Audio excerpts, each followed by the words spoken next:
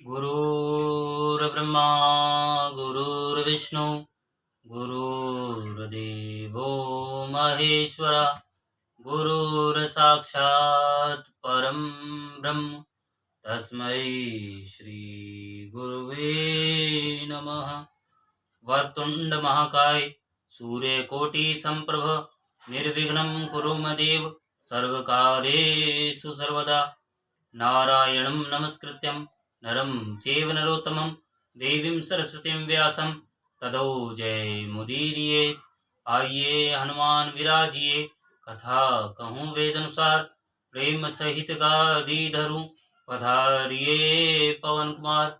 बोल पवन पुत्र हनुमान की जय, सियावर रामचंद्र भगवान की जय, उमापति महादेव की जय, शिव महापुराण की जय। ओम नमः पार्वती पते हर हर महादेव, हर हर महादेव, हर हर महादेव। जय जय श्री राधे, जय श्री राधे, जय जय श्री राधे श्याम। ओम श्री श्याम शिवाय नमः, ओम श्री श्याम शिवाय नमः, ओम श्री श्याम शिवाय नमः, ओम श्री श्याम शिवाय नमः, ओम श्री श्याम शिवाय नमः, ओम श्री श्याम शिवाय नमः। तो आप सुन रहे हैं विदेवेश्वर संहिता। आज आप सुनेंगे 23वें अध्याय से। ऋषिगण बोले कि हे महाभाग व्यास शिष्य सूत जी, आपको नमस्कार है। अब आप परम उत्तम भस्म महात्म का विस्तार पूर्वक वर्णन कीजिए। भस्म महात्म, रुद्राक्ष महात्म तथा उत्तम नाम महात्म, इन तीनों का परम प्रसन्नता पूर्वक प्रतिपादन कीजिए और हमारे हृदय को आनंदित कीजिए। सूत जी बोले, हे महर्षियों, आप लोगों ने बहुत उत्तम बात पूछी है। यह समस्त लोगों के लिए हितकारक विषय है। आप लोग महाधन्य, पवित्र तथा अपने कुल के भूषण स्वरूप हैं। इस संसार में कल्याणकारी परम देव स्वरूप भगवान शिव जिनके देवता हैं, ऐसे आप सबके लिए यह शिव की कथा अत्यंत प्रिय है। वे ही धन्य और कृतार्थ हैं, उन्हीं का शरीर धारण करना भी सफल है और उन्होंने ही अपने कुल का उद्धार कर लिया है, जो शिव की उपासना करते हैं। जिनके मुख में भगवान शिव का नाम है, जो अपने मुख से सदा शिव शिव इस नाम का उच्चारण करते रहते हैं, पाप उनका उसी तरह स्पर्श नहीं करते जैसे खदीर वृक्ष के अंगार को छूने का साहस कोई भी प्राणी नहीं कर सकता। हे शिव, आपको नमस्कार है। हे शिव, आपको नमस्कार है। श्री शिवाय नमस्तुभ्यम। जिस मुख से ऐसा उच्चारण होता है, वह मुख समस्त पापों का विनाश करने वाला पावन तीर्थ बन जाता है। जो मनुष्य प्रसन्नतापूर्वक उस मुख का दर्शन करता है, उसे निश्चय ही तीर्थ सेवन जनित फल प्राप्त होता है। तो हे ब्राह्मणों, शिव का नाम, विभूति तथा रुद्राक्ष, ये तीनों त्रिवेणी के समान परम पुण्य वाले माने गए हैं। जहाँ ये तीनों शुभतर वस्तुएं सर्वदा रहती हैं, उसके दर्शन मात्र से मनुष्य त्रिवेणी स्नान का फल पा लेता है। तो जिसके शरीर पर भस्म, रुद्राक्ष और मुख में शिव नाम, ये तीनों नित्य विद्यमान रहते हैं, उसका पाप विनाशक दर्शन संसार में दुर्लभ है। उस पुण्यात्मा का दर्शन त्रिवेणी के समान ही है। भस्म, रुद्राक्ष तथा शिव नाम का जप करने वाले और त्रिवेणी, इन दोनों में रंच मात्र भी अंतर नहीं है। ऐसा जो नहीं जानता वह निश्चय ही पापी है, इसमें संदेह नहीं है। जिसके मस्तक पर विभूति नहीं है, अंग में रुद्राक्ष नहीं है और मुख में शिवमयी वाणी नहीं है, उसे अधम व्यक्ति के समान त्याग देना चाहिए। व्यक्ति भगवान शिव का नाम गंगा है, विभूति यमुना मानी गई है तथा रुद्राक्ष को सरस्वती कहा गया है। इन तीनों की संयुक्त त्रिवेणी समस्त पापों का नाश करने वाली है।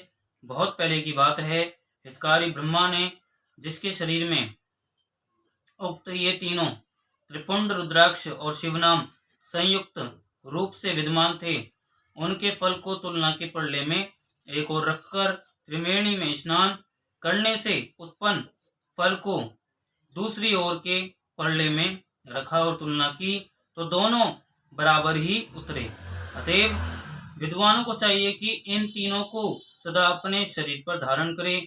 उसी दिन से ब्रह्मा, विष्णु आदि देव भी दर्शन मात्र से पापों को नष्ट कर देने वाले इन तीनों रुद्राक्ष, विभूति और शिव नाम को धारण करने लगे।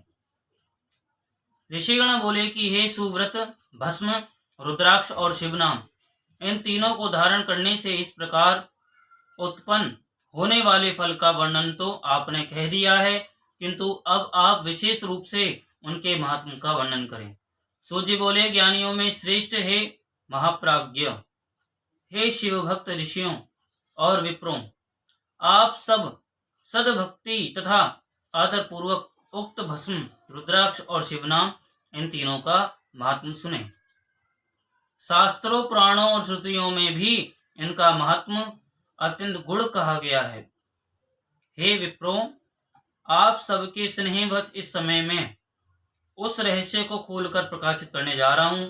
हे श्रेष्ठ ब्राह्मणों, इन तीनों की महिमा को सद विलक्षण भगवान महेश्वर के बिना दूसरा कौन भलीभांति जान सकता है।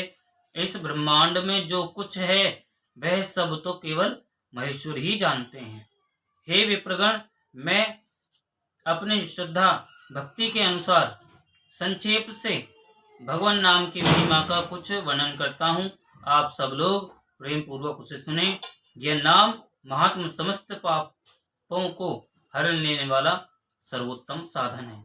शिव, इस नाम रूपी दावानल से महान पातक रूपी पर्वत अनायास ही भस्म हो जाता है। ये सत्य है, सत्य है, सत्य है। हे शौनक, पाप मूलक जो नाना प्रकार के दुख हैं वे एकमात्र शिव नाम, भगवान नाम से ही नष्ट होने वाले हैं।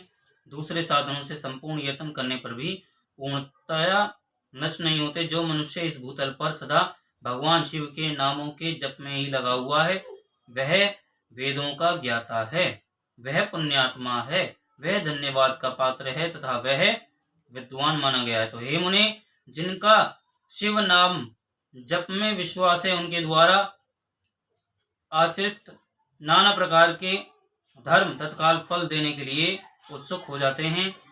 तो हे महर्षि, भगवान शिव के नाम से जितने पाप नष्ट होते हैं उतने पाप मनुष्य इस भूतल पर कर ही नहीं सकता। ऐसा ही शिव नाम है। हे मुने, ब्रह्म हत्या जैसे पापों की समस्त अपरिमित राशियां शिव नाम लेने से शीघ्र ही नष्ट हो जाती हैं। जो शिव नाम रूपी नौका पर आरूढ़ होकर संसार समुद्र को पार करते हैं, उनके जन्म मरण रूप संसार के मूल भूत वे सारे पाप निश्चय ही नष्ट हो जाते हैं। हे महामुने, संसार के मूलभूत पातक रूपी वृक्ष का शिव नाम रूपी कुठार से निश्चय ही नाश हो जाता है। जो पाप रूपी दावानल से पीड़ित हैं, उन्हें शिव नाम रूपी अमृत का पान करना चाहिए। पापों के दावानल से दग्ध होने वाले लोगों को उस शिव नाम अमृत के बिना शांति नहीं मिल सकती। जो शिव नाम रूपी सुधा की वृष्टि जनित धारा में गोते लगा रहे हैं, वे संसार रूपी दावानल के बीच में खड़े होने पर भी कदापि शोक के भागी नहीं होते। जिन महात्माओं के मन में भगवान शिव के नाम के प्रति बड़ी भक्ति है, ऐसे लोगों की सहसा और सर्वथा मुक्ति हो जाती है। हे मुनीश्वरों, जिसने अनेक जन्मों तक तपस्या की है, उसी की शिव नाम के प्रति भक्ति होती है, जो समस्त पापों का नाश करने वाली है। जिसके मन में भगवान शिव के नाम के प्रति कभी खंडित न होने वाली असाधारण भक्ति प्रकट हुई है, उसी के लिए मोक्ष सुलभ है। यह मेरा मत है। जो अनेक पाप करके भी भगवान शिव के नाम जप में आदर पूर्वक लग गया है, वह समस्त पापों से मुक्त हो जाता है, इसमें संशय नहीं है। जैसे वन में दावानल से दग्ध हुए वृक्ष भस्म हो जाते हैं, उसी प्रकार शिव नाम रूपी दावानल से दग्ध होकर उस समय तक के सारे पाप भस्म हो जाते हैं। ये शौनक जिसके अंग नित्य भस्म लगाने से पवित्र हो गए हैं और तथा जो शिव नाम जप का आदर करने लगा है, वह घोर संसार सागर को भी पार कर देता है। ब्राह्मणों का धन हरण और अनेक ब्राह्मणों की हत्या करके भी जो आदर पूर्वक शिव के नाम का जप करता है, वह पापों से लिप्त नहीं होता है, अर्थात उसे किसी भी प्रकार का पाप नहीं लगता है। संपूर्ण वेदों का अवलोकन करके पूर्ववर्ती महर्षियों ने यही निश्चय किया है कि भगवान शिव के नाम का जप संसार सागर को पार करने के लिए सर्वोत्तम उपाय है। हे मुनिवरों, अधिक कहने से क्या लाभ। मैं शिव नाम के सर्व पापहारी महात्म का वर्णन एक ही श्लोक में करता हूँ। भगवान शंकर के एक नाम में भी पाप हरण की जितनी शक्ति है, उतना पातक मनुष्य कभी कर ही नहीं सकता। हे मुने, पूर्व काल में महापापी राजा इंद्रदुम्न ने शिव नाम के प्रभाव से ही उत्तम सदगति प्राप्त की थी।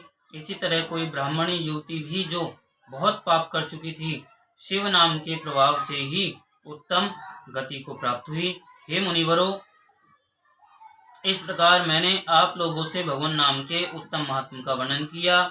अब आप लोग भस्म का महात्म सुने, जो समस्त पावन वस्तुओं को भी पवित्र करने वाला है। यहीं पर 23वां अध्याय विराम होता है। बोलो उमापति महादेव की जय। 24वां अध्याय प्रारंभ होता है।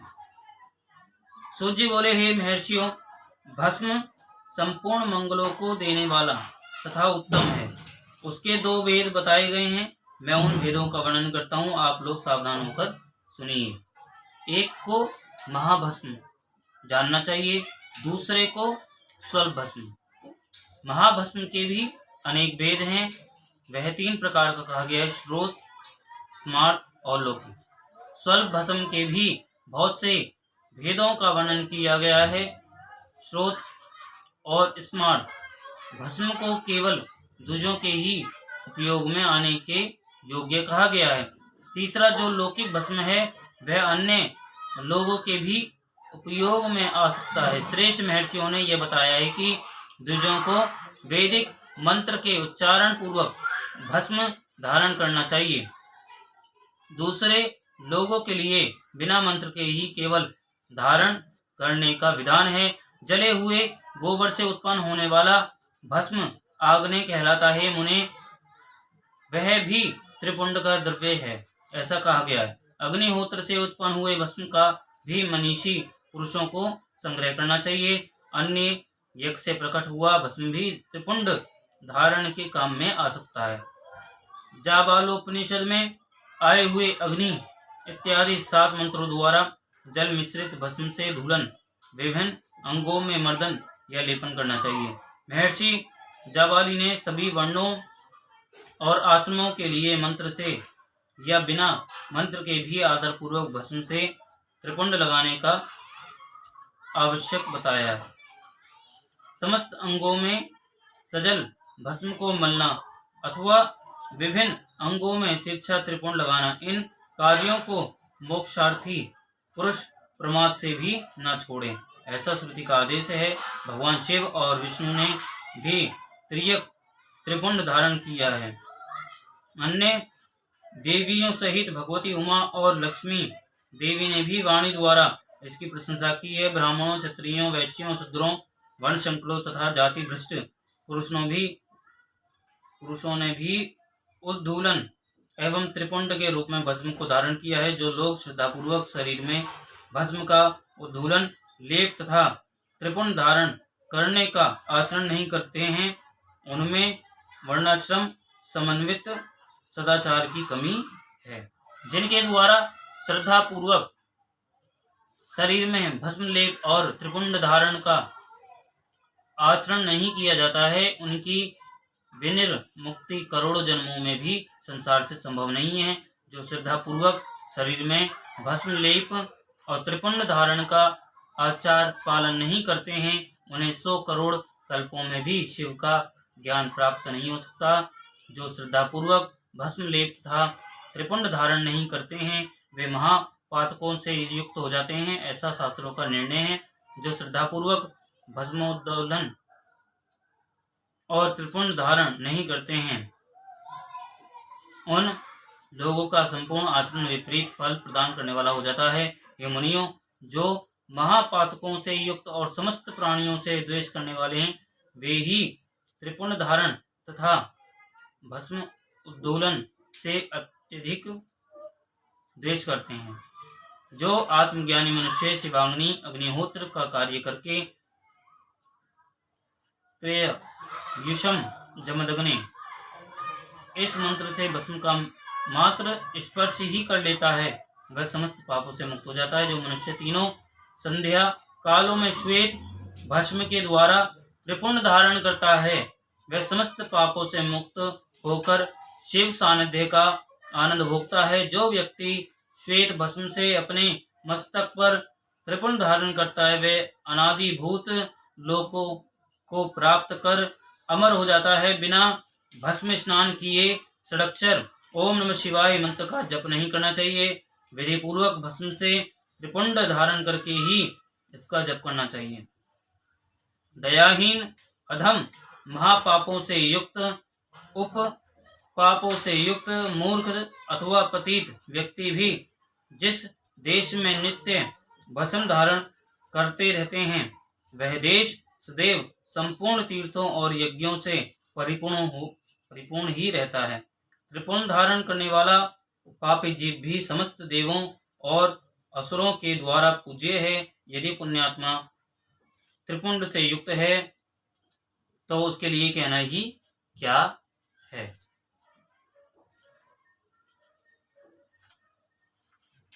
भस्म धारण करने वाला व्यक्ति शिवज्ञानी जिस देश में स्वच्छ चला जाता है, उस देश में समस्त तीर्थ आ जाते हैं। इस विषय में और अधिक क्या कहा जाए। विद्वानों को सदैव भस्म धारण करना चाहिए एवं लिंगार्चन करके षडक्षर मंत्र का जप करना चाहिए। ब्रह्मा विष्णु रुद्र मुनिगण आदि देवताओं के द्वारा भी भस्म धारण करने के महत्व का वर्णन किया जाना संभव नहीं है। जिसने अपने वर्ण तथा आश्रम धर्म से संबंधित आचार तथा क्रियाएं लुप्त कर दी हैं, यदि वह भी त्रिपुंड धारण करता है तो समस्त पापों से मुक्त हो जाता है। जो भस्म धारण करने वाले को त्याग कर धार्मिक कृत्य करते हैं, उनको करोड़ों जन्म लेने पर भी संसार से मुक्ति प्राप्त नहीं हो पाती है। जिस ब्राह्मण ने भस्म से अपने सिर पर त्रिपुंड धारण कर लिया है, उसने मानो गुरु से सब कुछ पढ़ लिया है और सभी धार्मिक अनुष्ठान कर लिए हैं। जो मनुष्य भस्म धारण करने वाले को देखकर उसे कष्ट देते हैं, वे निश्चित ही चांडाल से उत्पन्न हुए हैं, ऐसा विद्वानों को जानना चाहिए। भक्ति परायण ब्राह्मण और क्षत्रिय को मानस्तों के तनिये इस मंत्र से अभिमंत्रित भस्म को शास्त्र सम्मत कहे गए अंगों पर धारण करना चाहिए। वैश्य त्र्यंबकम यजामहे इस मंत्र से और शूद्र शिवाय नमः इस पंचाक्षर मंत्र से भस्म को अभिमंत्रित कर धारण करे। विधवा स्त्रियों के लिए भस्म धारण की विधि शूद्रों के समान कही गई है। 5 ब्रह्मादि मंत्रों से अभिमंत्रित भस्म के द्वारा ग्रस्त त्रिपुंड धारण करे। ब्रह्मचारी त्र्यंबकम यजामहे इस मंत्र से भस्म को अभिमंत्रित करके और वानप्रस्थी और घोरे भ्योत इस मंत्र से भस्म को अभिमंत्रित करके त्रिपुंड धारण करे। किंतु यदि सन्यासी प्रणव के मंत्र से भस्म को अभिमंत्रित करके त्रिपुंड धारण करे। जो वर्णाश्रम धर्म से परे है, वह शिवोहम इस भावना से नित्य त्रिपुंड धारण करे, और जो शिव योगी है वह ईशान सर्व विद्यानाम इस भावना को करता हुआ त्रिपुंड धारण करे। सभी वर्णों के द्वारा भस्म धारण करने के इस उत्तम कार्य को नहीं छोड़ना चाहिए। अन्य जीवों को भी सदा भस्म धारण करना चाहिए, ऐसा भगवान शिव का आदेश है। भस्म स्नान करने से जितने कण शरीर में प्रवेश करते हैं उतने ही शिव लिंगों को वह धारक अपने शरीर में धारण करता है।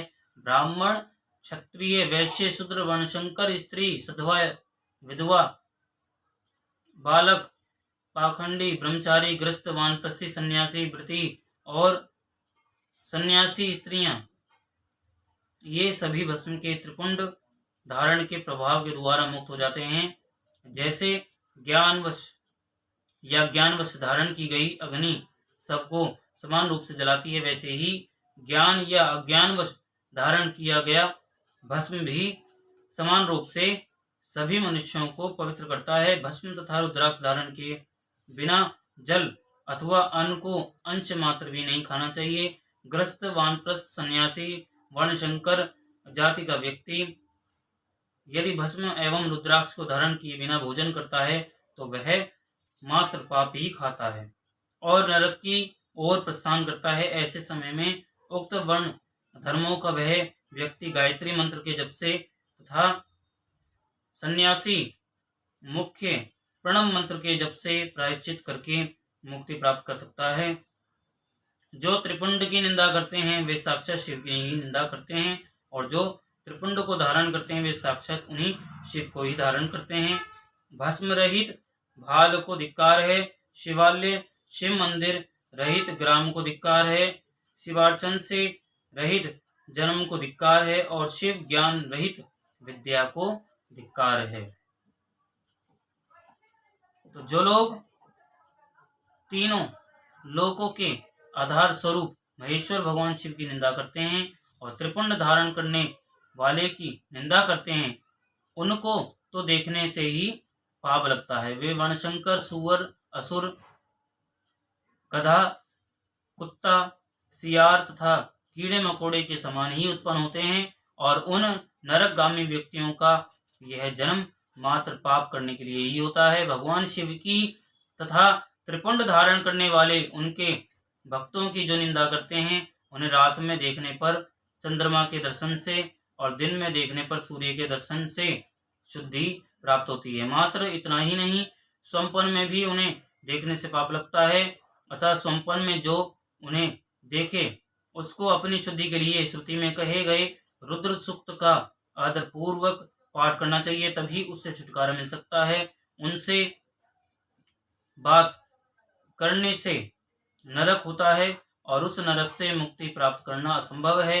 जो भस्म, त्रिपुंड आदि धारण करने वाले पुरुष की निंदा करते हैं वे निश्चित ही मूर्ख हैं। उन्हें तांत्रिक, उधर त्रिपुंड धारण करने वाले तथा तपाए हुए चक्र आदि चिन्हों को धारण करने वाले इस शिव यज्ञ के अधिकारी नहीं हैं।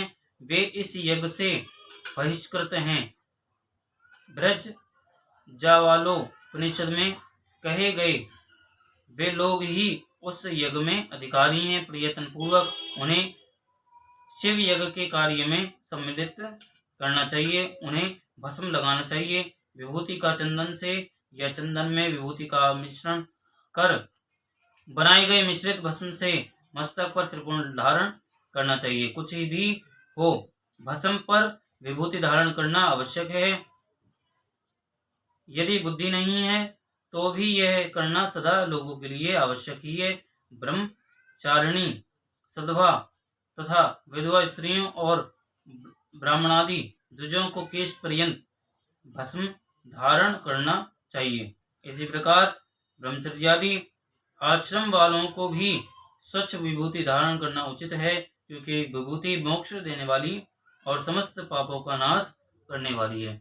जो भस्म द्वारा विधि पूर्वक त्रिपुंड धारण करता है वह ब्रह्म इत्यादि महापातक समूहों और उच्छिष्ट अनादि भक्षण उपपातकों से मुक्त हो जाता है। ब्रह्मचारी, ग्रस्त, वानप्रस्थी तथा सन्यासी ये चारों आश्रम, ब्राह्मण, क्षत्रिय, वैश्य, शूद्र तथा अन्य वर्णशंकर ये चारों वर्ण और उपवर्ण के लोग, पतित अथवा नीच मनुष्य भी विधि पूर्वक शरीर पर भस्म, उद्धूलन और त्रिपुंड धारण करके शुद्ध हो जाते हैं, क्योंकि सम्यक रूप से धारण की गई भस्म से तत्काल ही पाप राशि से मुक्ति प्राप्त हो जाती है।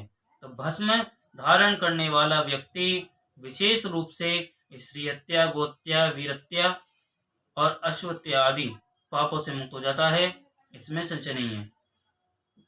दूसरे के द्रव्य का अपहरण, पराई स्त्री का अभिमर्शन, दूसरे की निंदा, पराये खेत का अपहरण, दूसरे को कष्ट देना, फसल और बाग आदि का अपहरण, घर फूकना आदि कर्म, नीचों से गाय, सोना, भैंस, तिल, कंबल, वस्त्र, अन्न, धान्य तथा जल आदि का परिग्रहण, मछुआरा, वैश्या, मतंगी, चांडाली, शूद्रा, नटी, रजस्वला, कन्या, मांस, चर्म, रस तथा नमक का विक्रय, पेशुन्य, चुगली और अस्पष्ट बात, असत्य गवाही आदि देना, इस प्रकार से अन्य असंख्य विभिन्न प्रकार के पाप त्रिपुंड धारण करने के प्रभाव से तत्काल ही नष्ट हो जाते हैं। भगवान शिव के द्रव्य का अपहरण, और जहाँ कहीं शिव की निंदा करने वाला तथा शिव के भक्तों की निंदा करने वाला व्यक्ति प्रायश्चित करने पर भी शुद्ध नहीं होता है। तो जिसने शरीर पर रुद्राक्ष और मस्तक पर त्रिपुंड धारण किया है, ऐसा मनुष्य यदि चांडाल भी है तो भी वह सभी वर्णों में श्रेष्ठतम और संपूज्य है। जो मस्तक पर त्रिपुंड धारण करता है वह इस संसार में जितने भी तीर्थ हैं और गंगा आदि जितनी नदियां हैं उन सब में स्नान किए हुए के समान पुण्य फल प्राप्त करने वाला होता है। पंचाक्षर मंत्र से लेकर 7 करोड़ महामंत्र और अन्य करोड़ों मंत्र शिव केवल्य को प्रदान करने वाले होते हैं। मुने, विष्णु आदि देवताओं के लिए प्रतिपादित अन्य जो मंत्र हैं वे सभी सुखों को देने वाले हैं। जो त्रिपुंड धारण करता है उसके वश में वे सब मंत्र स्वतः ही हो जाते हैं। त्रिपुंड धारण करने वाला मनुष्य अपने वंश और गोत्र में उत्पन्न हजारों पूर्वजों का और भविष्य में उत्पन्न होने वाली हजारों संतानों का उद्धार करता है। जो त्रिपुंड धारण करता है उसे इस लोक में रोग रहित दीर्घ आयु प्राप्त होती है और वह संपूर्ण भोगों का उपभोग करके जीवन के अंतिम समय में सुख पूर्वक ही मृत्यु को प्राप्त करता है। वह मृत्यु के पश्चात अणिमा, महिमा आदि 8 ऐश्वर्यों और सद्गुणों से युक्त दिव्य शरीर वाले शिव को प्राप्त करता है और दिव्य लोक के देवों से सेवित दिव्य विमान पर चढ़कर शिवलोक को जाता है। वहां पर वह सभी विद्याधरों और महापराक्रमी गंधर्वों, इंद्रादि लोकपालों के लोकों में कर्मशः जाकर बहुत से भोगों का उपभोग करता हुआ प्रजापतियों के पदों तथा ब्रह्मा के पद पर आसीन होकर वहां दिव्य लोक की सैकड़ों कन्याओं के साथ आनंदित होता है। वह उस लोक में ब्रह्मा की आयु के बराबर आयु को प्राप्त कर अनेक सुखों का उपभोग करके विष्णु लोक को जाता है और ब्रह्मा के 100 वर्षों तक सुखों का भोग प्राप्त करता है। तदंतर वह शिवलोक को जाकर इच्छानुकूल अक्षय कामनाओं को प्राप्त कर शिव का सानिध्य प्राप्त कर लेता है। सभी उपनिषदों के सार को बार बार सम्यक रूप से देखकर यही निर्णय लिया गया है कि त्रिपुंड धारण करना ही परम श्रेष्ठ है। जो ब्राह्मण विभूति की निंदा करता है वह ब्राह्मण नहीं है, अपितु अन्य जाति का है और विभूति निंदा के कारण उसे चतुर्मुख ब्रह्मा की आयु सीमा तक नरक भोगना पड़ता है। तो श्राद्ध, यज्ञ, जप, होम, बलि, वैश्वदेव और देव पूजन के समय जो पूतात्मा मनुष्य त्रिपुंड धारण करता है वह मृत्यु को भी जीत लेता है। तो मल त्याग करने पर शुद्धि के लिए जल स्नान किया जाता है। भस्म स्नान करने पर सदा पवित्रता आती है।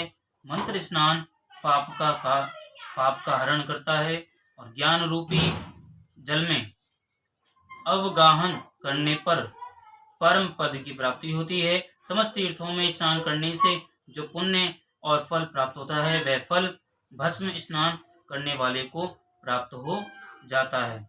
भस्म स्नान ही परम श्रेष्ठ तीर्थ है, जो प्रतिदिन गंगा तीर्थ स्नान के समान है। भस्म तो भस्म रूपी साक्षात शिव है, जो त्रिलोक्य को पवित्र करने वाला है। बिना त्रिपुंड धारण किए हुए जो ब्राह्मण स्नान, ध्यान, दान और जप आदि अनुष्ठान कर्म करता है वह ना तो स्नान है, न ध्यान है, न दान है, न जप आदि अन्य अनुष्ठित कर्म ही है। वानप्रस्थ कन्या और दीक्षा रहित मनुष्यों को मध्याह्न के पूर्व ही जल से युक्त त्रिपुंड धारण करना चाहिए, किंतु मध्याह्न के पश्चात जल रहित भस्म से त्रिपुंड धारण करना उचित है। इस प्रकार श्रद्धापूर्वक दृढ़ निश्चय वाला जो व्यक्ति नित्य त्रिपुंड धारण करता है उसे ही शिव भक्त जानना चाहिए। उसी को मुक्ति तथा भक्ति भी प्राप्त होती है। जिसके अंग पर प्रचुर पुण्य देने वाला एक भी रुद्राक्ष नहीं है और वह त्रिपुंड से भी रहित है, उसका जन्म लेना व्यर्थ है। इसके पश्चात भस्म धारण तथा त्रिपुंड की महिमा एवं विधि बताकर सूत जी ने फिर कहा, हे महर्षियों, इस प्रकार मैंने संक्षेप से त्रिपुंड का महात्म बताया है। यह समस्त प्राणियों के लिए गोपनीय रहस्य है, आपको भी इसे गुप्त ही रखना चाहिए। मुनिवरों, ललाट आदि सभी निर्दिष्ट स्थानों में जो भस्म से 3 तिरछी रेखाएं बनाई जाती है उन्हीं को विद्वानों ने त्रिपुंड कहा है।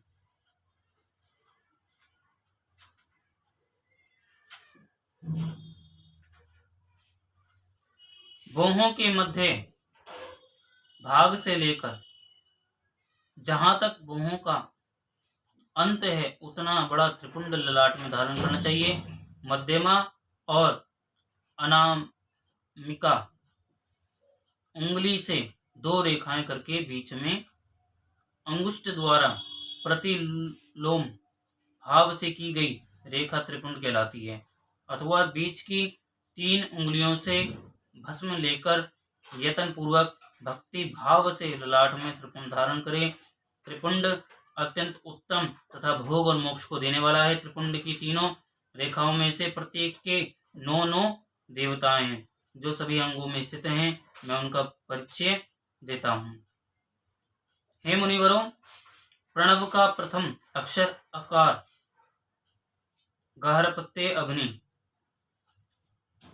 पृथ्वी, धर्म, रजोगुण, ऋग्वेद, क्रियाशक्ति, प्रातःसवन तथा महादेव, ये त्रिपुंड की प्रथम रेखा के 9 देवता हैं। यह बात शिव दीक्षा परायण पुरुषों को अच्छी तरह समझ लेनी चाहिए। हे मुनिश्रेष्ठों, प्रणव का दूसरा अक्षर उकार, दक्षिणाग्नि, आकाश, सतगुण, यजुर्वेद, मध्याह्न, दिन, सवन, इच्छा शक्ति, अंतरात्मा, महेश्वर, ये दूसरी रेखा के 9 देवता हैं। ऐसा शिव दीक्षित लोगों को जानना चाहिए। हे मुनिश्रेष्ठों, प्रणव का तीसरा अक्षर मकार, हवनीय अग्नि, परमात्मा, तमोगुण, भूलोक, ज्ञान शक्ति, सामवेद, तीर्थीय सवन तथा शिव, ये तीसरी रेखा के 9 देवता हैं। ऐसा शिव दीक्षित भक्तों को जानना चाहिए। इस प्रकार स्थान देवताओं को उत्तम भक्ति भाव से नित्य नमस्कार करके स्नान आदि से शुद्ध हुआ पुरुष यदि त्रिपुंड धारण करे तो भोग और मोक्ष को भी प्राप्त कर लेता है। मुनीश्वरों, ये संपूर्ण अंगों में स्थान देवता बताए गए हैं। अब उनसे संबंधित स्थान बताता हूँ, पूर्वक सुनिए। 32, 16, 8 अथवा 5 स्थानों में मनुष्य त्रिपुंड का न्यास करे। मस्तक, ललाट, दोनों कान, दोनों नेत्र, दोनों नासिका, मुख, कंठ, दोनों हाथ, दोनों कोहनी, दोनों कलाई, हृदय, दोनों पार्श्व भाग, नाभि, दोनों अंकोश, दोनों उरु, दोनों गुल्फ, दोनों घुटने, दोनों पिंडली और दोनों पैर, ये 32 उत्तम स्थान हैं। इनमें क्रमशः अग्नि, जल, पृथ्वी, वायु, 10 दिक् प्रदेश 10 दिक्पाल तथा 8 वसुओं का निवास है। धरा, धर, ध्रुव, सोम, आप, अनिल, अनल, प्रत्यूष और प्रभास, ये 8 वसु कहे गए हैं। इन सब का नाम मात्र लेकर इनके स्थानों में विद्वान पुरुष त्रिपुण धारण करे अथवा एकाग्रचित होकर 16 स्थानों में ही त्रिपुण धारण करे। मस्तक, ललाट, कंठ, दोनों कंधों, दोनों भुजाओं, दोनों कोहनियों तथा दोनों कलाइयों में, हृदय में, नाभि में, दोनों पसलियों में तथा पृष्ठ भाग में त्रिपुंड लगाकर वहां दोनों अश्विनी कुमारों शिव, शक्ति, रुद्र, ईश तथा नारद का और वामा आदि 9 शक्तियों का पूजन करे। ये सब मिलकर 16 देवताएं अश्विनी कुमार युगल कहे गए हैं। नासत्य और दस्र अथवा मस्तक, केश, दोनों कान, मुख, दोनों भुजा, हृदय, नाभि, दोनों उरु, दोनों जानू, दोनों पैर और पृष्ठभाग, इन 16 स्थानों में 16 त्रिपुंड का न्यास करे। मस्तक में शिव, केशों में चंद्रमा, दोनों कानों में रुद्र और ब्रह्मा, मुख में विघ्नराज गणेश, दोनों भुजाओं में विष्णु और लक्ष्मी, हृदय में शंभु, नाभि में प्रजापति, दोनों उरुओं में नाग और नागकन्याएं, दोनों घुटनों में ऋषि कन्याएं, दोनों पैरों में समुद्र तथा विशाल, पृष्ठभाग में संपूर्ण तीर्थ देवता रूप से विराजमान है। इस प्रकार 16 स्थानों का परिचय दिया गया। अब 8 स्थान बताए जा रहे हैं। गुहि स्थान, ललाट, परम उत्तम, कर्ण युगल, दोनों कंधे, हृदय और नाभि, ये 8 स्थान हैं। इनमें ब्रह्मा तथा सप्तर्षि, ये 8 देवता बताए गए हैं। हे मुनिवरों, भस्म के स्थान को जानने वाले विद्वानों ने इस तरह 8 स्थानों का परिचय दिया है। अथवा मस्तक, दोनों भुजाएं, हृदय और नाभि, इन 5 स्थानों को भस्मवेत्ता पुरुषों ने भस्म धारण के योग्य बताया है। यथा संभव देश काल आदि की अपेक्षा रखते हुए उद्धूलन, भस्म को अभिमंत्रित करना और जल में मिलाना आदि कार्य करे। यदि उद्धूलन में भी असमर्थ हो तो त्रिपुंड आदि लगाए। तो नेत्रधारी, तीनों गुणों के आधार तथा तीनों देवताओं के जनक भगवान शंकर का स्मरण करते हुए नमः शिवाय कहकर ललाट में त्रिपुंड लगाए। ईशाभ्याम नमः ऐसा कहकर दोनों पार्श्व भागों में त्रिपुंड धारण करे। बीजाभ्याम नमः यह बोलकर दोनों प्रकोष्ठों में भस्म लगाए।